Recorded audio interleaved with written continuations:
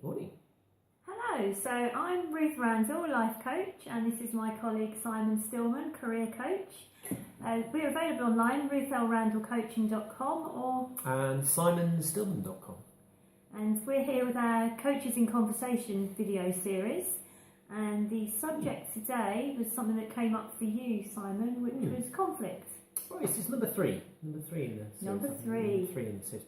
Yes, we're going to talk a little bit about some tips and techniques about how you handle conflict or disagreements with people in your life, whether it's family members, whether it's colleagues, whether it's friends, whether it's a boss, and whether you are the boss, and it's difficult colleagues at work. So we don't have all the answers. We're looking for feedback from you guys as well, but just one or two techniques that have helped along the way, shall we say, and we wanted to share those. Okay, so would you like to maybe give us an example of conflict and a technique for managing it? Okay.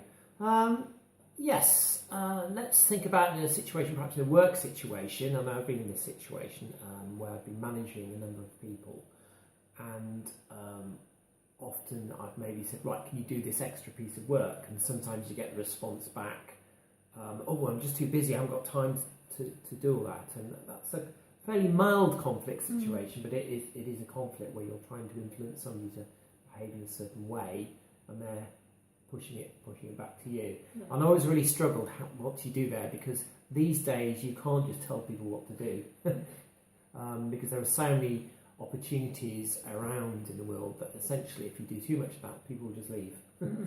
So I was looking for ways, and I came across one particular technique. Would you like me to share that with you? I'd love you to share that with us, thank you. Okay, a little technique I use called FFF, and it's not rude. It's feel, felt, found, and it works absolutely brilliantly. Shall I give an example? Yes, please. So in that situation where you're chatting to a colleague and they say, oh, I can't do this work, I've got too much on. Feel, felt, found works a little bit like this. I say, I know how you feel. Right? I felt the same way when I was given loads of extra work. But do you know what I found? And then go on to, I might explain, if you maybe delegate some of the work or get a little bit more organised, the work you're doing, you can actually do work of more value. So it's feel, felt, found. It's a great way of making the person you're talking to feel empowered, not just telling them what to do, but involving them in the conversation.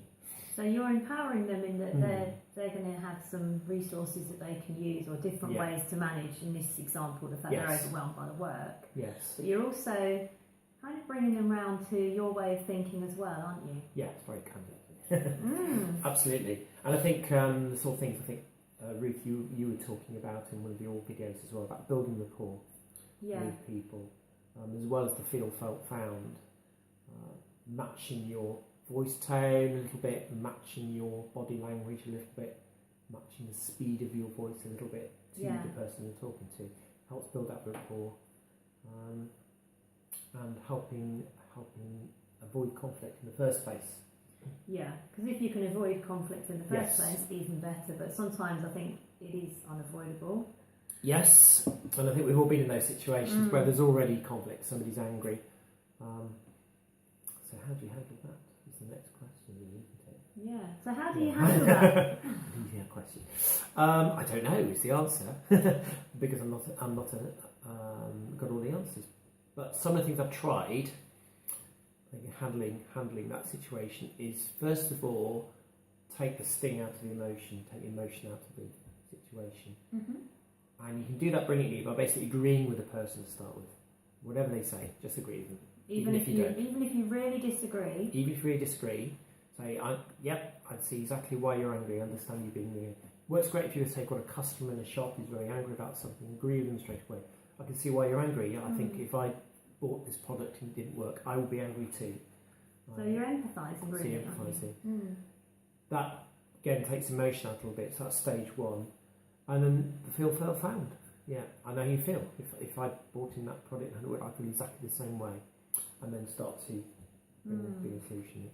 So it's what you said about Ruth, about empathy. It's all about empathy.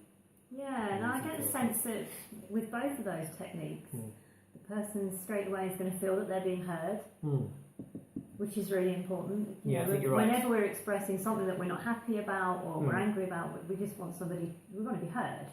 Is the first step. So with both of those, you are showing the person, yes, you're being heard. Yes, and then that'll calm the situation down, usually.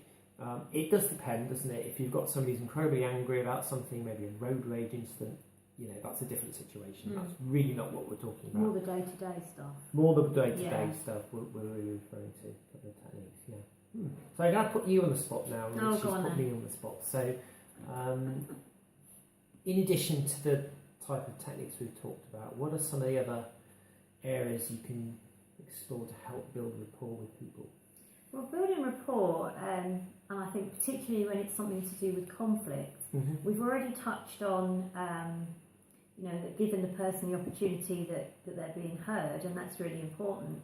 But the other thing I would say is just to be aware of their point of view as well. So a lot of the work I do is around relationships, and we will always react from our own point of view. Right.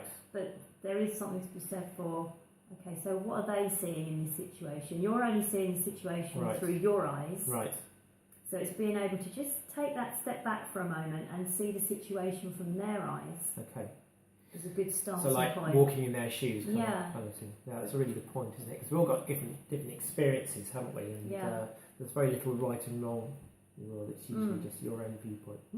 Good. Excellent. I think that's wrapping this one up, isn't it? Yeah. So, fabulous. Good. So we're very keen to hear anyone watching this, your ideas for helping avoid conflict, build rapport.